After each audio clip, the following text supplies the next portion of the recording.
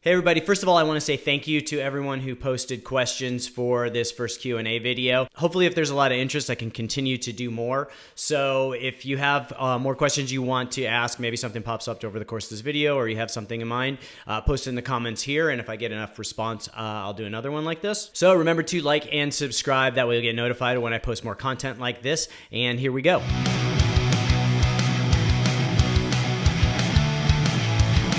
All right, so the first question is from @COL321. Their question is, what's the strangest thing that happened at a gig? What are the best and worst types of band member? Also, have you thought of a name for your new band yet? So this is kind of three questions in one, but I'll see if I can tackle all of them.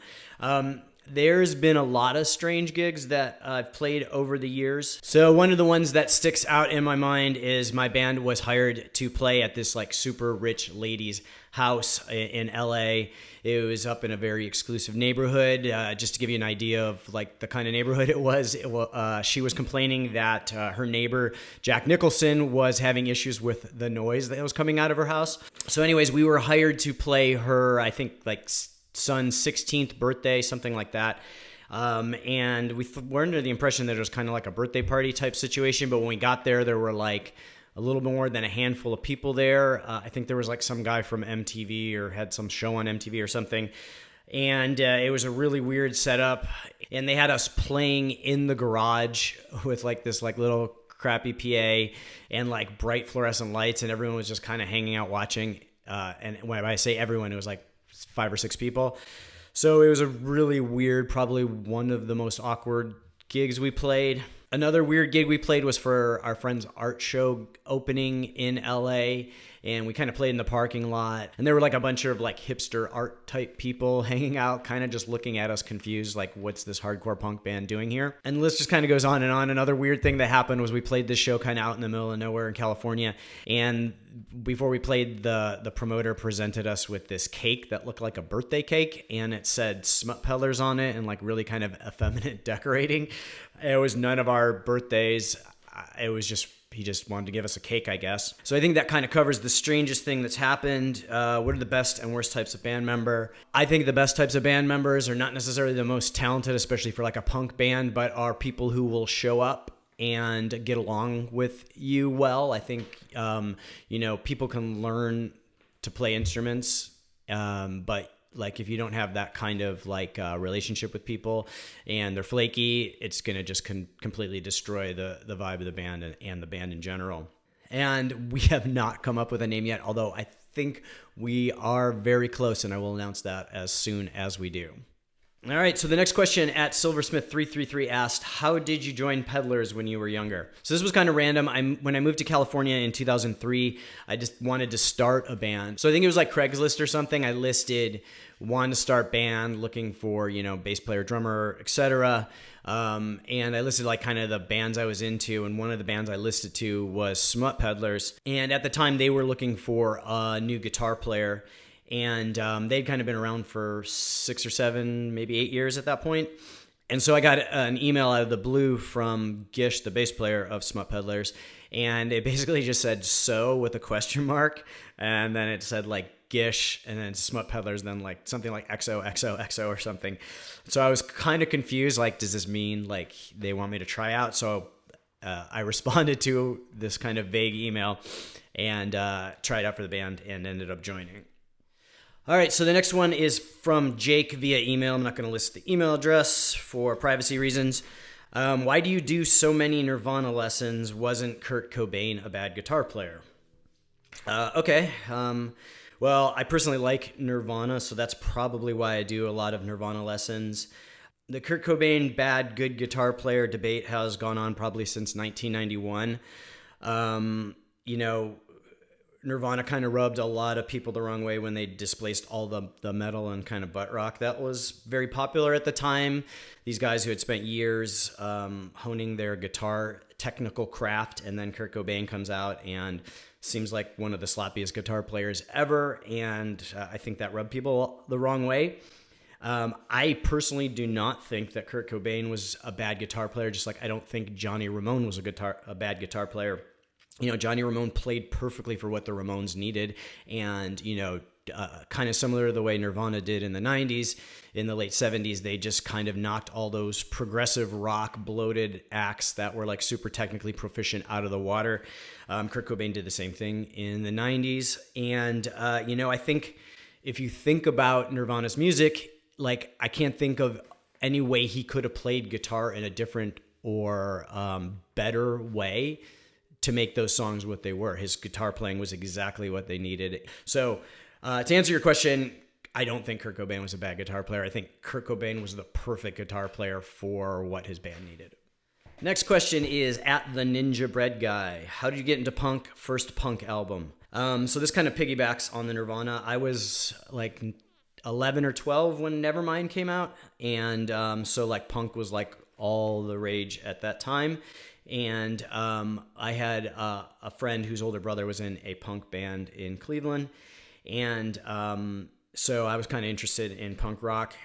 And the first album I can remember, now I might have heard other ones before, but the first one I can ever remember owning was a cassette tape of the Dead Boys, Young, Loud, and Snotty, that I actually stole from the library. I don't know how my local suburban library ended up with a copy of the Dead Boys album on cassette, but they did, and I peeled all the stickers off of it and put the stickers back on some other random cassette that I didn't want that I had, and returned it to the library with the other tape. And that was like, I listened to that record a lot over and over again. All right, at salty_ape asks, what's your least favorite music genre?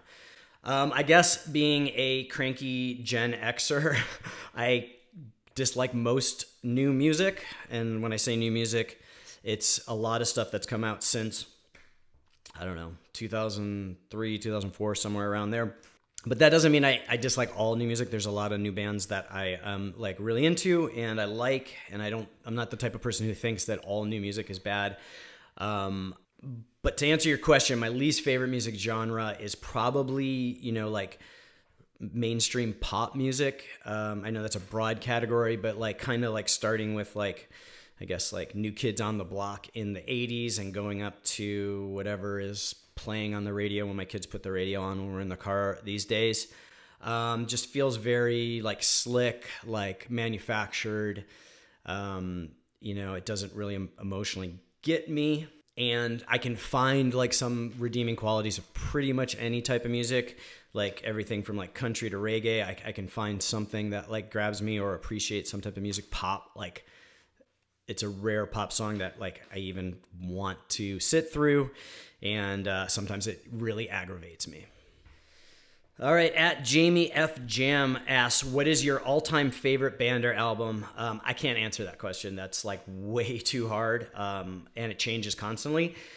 So since it's too hard to pick just one band or album, I'm going to mention two albums that I think a lot of people haven't heard that I think are way underrated and you should definitely listen to. Both are punk bands, and the first one is the Humpers. They are, I think they're from Long Beach. They're they always put on great shows, and their record, at least in my mind, Positively Sick on 4th Street is really great. It's like kind of like almost like, like a garage rock record if Johnny Thunders met like early Cult, but like more rock and roll and less kind of flamboyant Cult. Just like straightforward rock. They cover like an MC5 song and they do like a really good version of it on that album. I suggest you check that out. And then another like late 90s, early 2000s California band, the US Bombs. Garibaldi Guard is probably one of my favorite records of all time. Both of these records, the Humpers and the US Bombs, are records that I listen to over and over again and never get old to me. The US Bombs are kind of like an updated version of like the Sex Pistols or the Clash or something like that, but they're from California. Really great. All right, next at Jacker154 asks, did you play punk rock and similars when you started playing guitars and joining bands? Is punk really easier? Okay. So my first band was kind of punk, maybe kind of grunge. I started playing in bands when I think I was about 14 or 15, so that would have been 93, 94, so kind of like the grunge, like punk era. And I don't think punk is easier. I think it's more accessible because it appears easier. So like you look at these guys and they're just playing power chords and you're like, I can do that. And the whole DIY philosophy. So I think it's more accessible, especially for like a 15-year-old kid. But I don't ever think of punk as easy. I've sat through enough crappy opening bands that play punk that, sounds pretty rough to say that it's easy. Just like anything, you have to learn how to play. You have to learn what works and what doesn't work. Now, yeah, I mean, is it technically easier to play than, prog rock or like some type of like super technical metal band? Yeah, but it's also very hard to sound unique and express yourself within the punk rock framework these days. So, I don't think it's easier at all. At Dan86, when you buy a guitar, what do you look for and what are not deal breakers for you? I think he means what do you look for and what are deal breakers for you?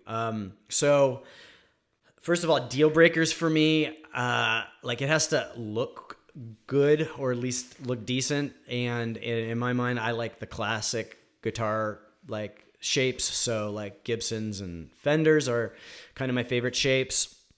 I hate like guitars that I guess are considered typically metal, like real sharp edges and stuff like that. So those are usually kind of deal breakers. Like bright, stupid colors are deal breakers for me. Really what I'm looking for is a neck that feels comfortable. I'm looking for something with like decent, like high output pickups. I like crunchy, like kind of like P90 style pickups, or like super distortion style humbuckers. Again, I want to make sure the neck feels good. I like thinner necks and I like moderately low action. It doesn't have to be like super low. So if I can't get the action down, like a lot of times you'll go try out a guitar in the store and they actually set the action higher, usually from the factory so that you don't get fret buzz. But when I take it home and do a setup on it, I try to get the action low enough, with not being super low and without any fret buzz or minimal fret buzz. So if I can't do that, then I would probably return the guitar. So like moderately low action, decent pickups, not a stupid looking body, not a stupid looking finish, and not like some type of weird bridge that I'm going to be knocking the strings off like a Fender Jaguar or like some type of tremolo system that's like going to like keep going out of tune. Those might be deal breakers for me. I don't really use like the tremolo arm much. So like usually I would just take the arm off. So if it's like a type of tremolo that's like kind of crappy and it's going to go out of tune even without the tremolo arm on it, that would be like a deal breaker too. All right. At David Schultz 9663 says, it's funny that we use the exact same gain pedals. What do you use or recommend for effects? So I am pretty minimal where it comes to pedals or effects. Pretty much my entire time with the Smut Peddlers, my only pedal that I used was a tuner pedal, and I would just run straight into my Fender Bassman amp that was hot rodded. So it was kind of always like in the pushed setting, and it's super loud. But in the past and presently, I use distortion pedals mostly. I might use an EQ if I really feel like I need it, but that's it as far as effects go. I like a Ibanez Tube Screamer for like that kind of vintagey overdrive sound. I like the Boss DS1, which can get you anything from the vintage to like kind of more modern punk tones. And I like the Proco Rat for kind of a little bit wider range of like fuzz to distortion. That's kind of one of my favorite pedals at the moment. And I will use an Electro Harmonix Big Muff for like full on fuzz, but I don't use that one too often. At Warrior, WARRIORRRO02, asks for a raw punk sound. What do you prefer? A Fender Champion 25, Orange Crush 20, and Boss DS1 or Proco Rat? So I already kind of answered that. I like the DS1 and the Proco Rat as far as my distortion pedals are concerned. It really just kind of depends on the application. If I had to pick one, I would go with the Proco Rat because I just like the range of tones you can get out of that, but the DS1 is like very close second. And then as far as the amps are concerned, the Fender Champion 25 or the Orange Crush 20, I don't have any experience with orange amps. I've seen them on the back line of a lot of bands lately, punk bands, and they sound decent from what I've heard. I remember I saw Screeching Weasel like, I don't know, maybe 10 years ago now, and they had an entire backline of orange amps. I'm guessing there was probably some type of sponsorship because like everyone in the band had them. And I remember them sounding okay in my mind, like not bad, not great. I love Fender amps. I really love my Fender Twin Reverb. The Champions are great amps too. I really think you can't go wrong with a Fender tube amps, and they're like really great because they provide a lot of headroom, so they're great for if you want to run a pedal to it, or if you want to just crank the crap out of it and get like that good kind of vintage breakup. So in my mind, I prefer the Fender, but again, I don't have a lot of experience with orange amps. Like maybe if I, messed around with it a little bit, I could get a tone that I liked out of it. But for now, I'm going with the Fender.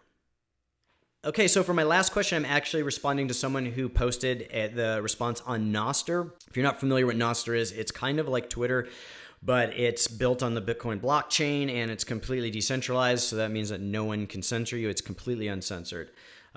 Which is what I like about it. And I actually had 2 questions from Nostr. Hammock asked, what are your things you should look for when picking up a new guitar? And I kind of already responded to that with Dan86 answer. So Hammock, if you're watching, that is my response to your question as well. But Dylan asks, what is your favorite art piece that you own and why? And I think my favorite art piece of what I have here is this one. It's Skeletor Holio. So it's a combination of Skeletor and Beavis playing Cornholio from Beavis and Butthead.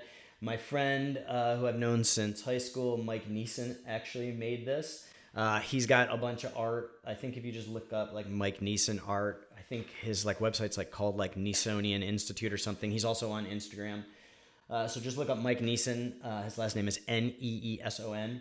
And you can check out his stuff. He's pretty hilarious, and I like this a lot. This is probably my favorite one on the wall. So that's it for this one. So leave a question in the comments if you want me to do another one, if you have more questions, or if you want me to elaborate on anything. And like and subscribe. That way you'll be notified when I do another one of these. And I will see you guys next time.